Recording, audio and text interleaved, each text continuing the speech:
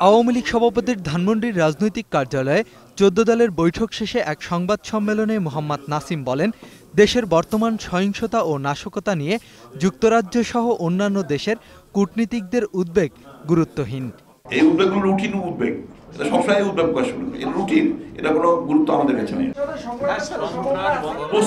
ওদের সাথে কি এদিকে ডিপ্লোমা ইঞ্জিনিয়ার্স ইনস্টিটিউট মিলনায়তনে এক আলোচনায় সুরঞ্জিত সেনগুপ্ত বলেন, আন্দোলনের নামে নাশকতা ও সহিংসতা চালিয়ে বিএনপি চেয়ারপারসন জাতীয় ও আন্তর্জাতিকভাবে ধরা পড়ে গেছেন।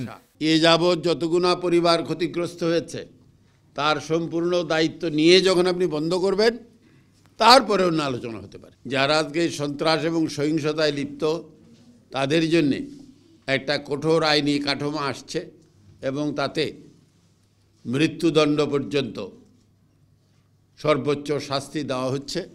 আর প্রেস ক্লাবের সামনে হরতাল অবরোধের প্রতিবাদে মানববন্ধনে কামরুল ইসলাম বলেন, বিএনপি আন্দোলনের নামে যা করছে তা অগণতান্ত্রিক। বিএনপি বেশি দূর নয়, বেশি দিন নাই। যেই পথে আপনারা হাঁটছেন এই পথে আপনাদের ধ্বংস অনিবার্য। নেতারা আরো বলেন, দিনে দিনে সহিংসতা কমে আসছে আর জনপ্রতিরোধের কাছে সন্ত্রাসীরা পরাজিত হচ্ছে। মাইনুল ইসলাম, ২১ টেলিভিশন, ঢাকা।